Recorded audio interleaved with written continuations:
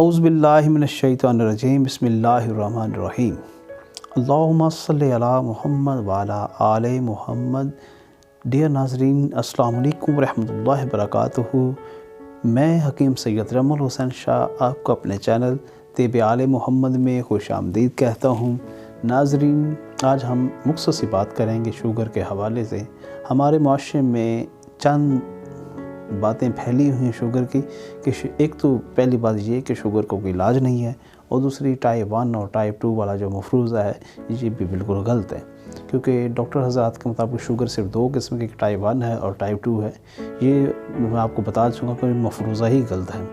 اب دیکھیے ناظرین، ہماری جو روزمرہ کی زندگی ہے میں جو ہم غذائیں لے رہے ہیں، ان غذاؤں میں سے جو گلوکوز حاصل ہوتی ہے وہ بھی 3 قسم کی ہے۔ دیکھیں، اب فرنی، کسٹرڈ، کھیر، سیویاں، حلوہ، گاجر کا حلوہ، برفی اور بیکری کی جو بنی ہوئی میٹھی چیزیں ہوتی ہیں وہ، اور روح افزا اور جامع شیرینی، یہ جو ابھی میں نے آپ کو چیزیں گنوا دی ہیں، ان میں جو قدرتی طور پہ مٹھاس پائی جاتی ہے، جو اس میں شامل مٹھاس ہے، جب یہ ہم اپنی غذا کے طور پہ ہم اس کو استعمال کرتے ہیں تو اس سے جو باڈی کو گلوکوز حاصل ہوتا ہے، اس کا جو باڈی پر اثرات ہوتا ہے وہ انتہائی ٹھنڈک والا اور سردی والا مزاج کی حامل چیزیں ہیں، تو اس کا مزاج باڈی پر سرد پڑے گا۔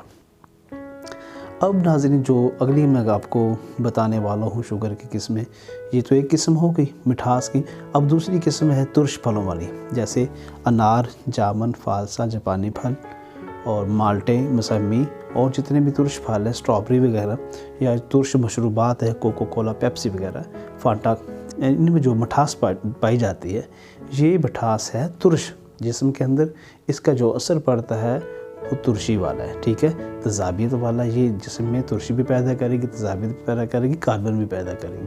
اب آتے ہیں تیسری مٹھاس کی طرف۔ ناظرین، تیسری مٹھاس میں شامل ہے کھجور، میٹھے آم اور شہد۔ اب جو بھی بندہ، جو بھی مرد، جو بھی خاتون اس مٹھاس کو، گرم مٹھاس کو استعمال کرتی ہے، تو ظاہری بات ہے اس کی باڈی پر گرم اثرات پڑے، اس کا اثر باڈی پہ گرم ہی ہوگا، یعنی کہ جسم میں حرارت بڑھے گی۔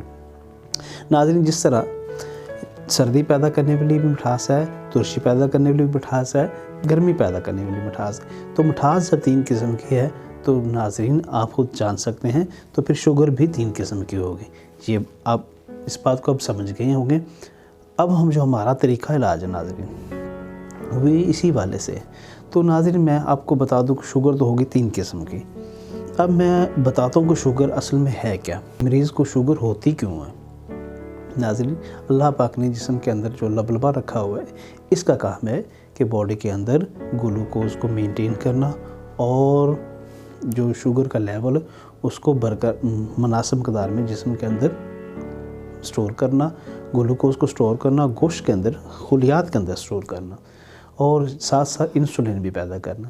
اب جب لبلبا جو ہوتا ہے وہ ایک تو مناسب مقدار میں انسولین جب پیدا نہیں کر رہا ہوتا، اور نہ ہی وہ گلوکوز کو جسم کے اندر سٹور کر پا رہا ہوتا ہے، تو یہی جو گلوکوز ہوتی ہے بذریعہ پیشاب وہ خارج ہونا شروع ہو جاتی ہے۔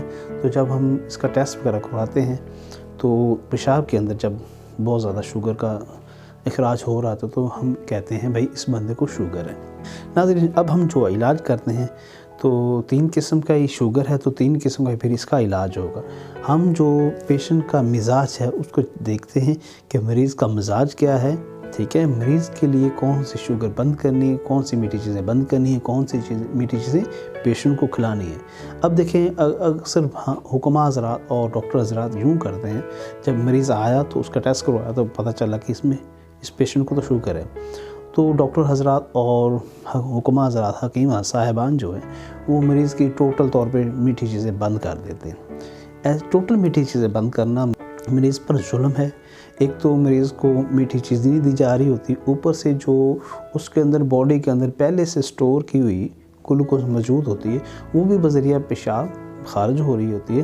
اسی وجہ سے جو شوگر کے مریض ہوتے ہیں وہ بیچارے سوکھ سڑ جاتے ہیں، ان پہ گوشت نام کی بھی کوئی چیز نہیں رہتی، تو وہ بالکل کمزور اور لاغر ہو جاتے ہیں۔ ناظرین، جو یہ بات مشہور ہے کہ شوگر کا کوئی علاج نہیں، تو یہ بالکل غلط بات ہے، ٹھیک ہے۔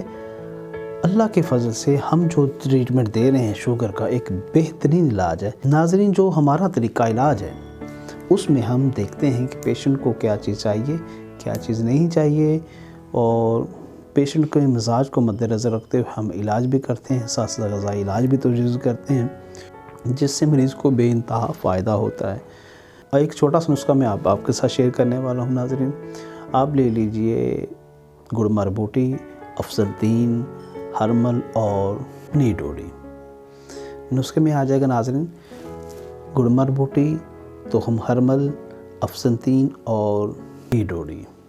یہ 4 چیزیں ہیں ناظرین۔ پھر آپ ان کا صفوف بنوائیں، اور اس کا آپ جو 1 گرام والا کیپسول ہے صبح دوپہر شام آپ اس کو استعمال کریں تازے پانی کے ساتھ۔ اللہ کے فضل اور کرم سے بہت جلد انشاءاللہ تعالیٰ وہ شوگر آپ کی کنٹرول ہو جائے گی، اور اس نسخے سے آپ کو بہت زیادہ فائدہ ہوگا۔ تو اب اجازت دیجیے ناظرین، السلام علیکم ورحمۃ اللہ وبرکاتہ۔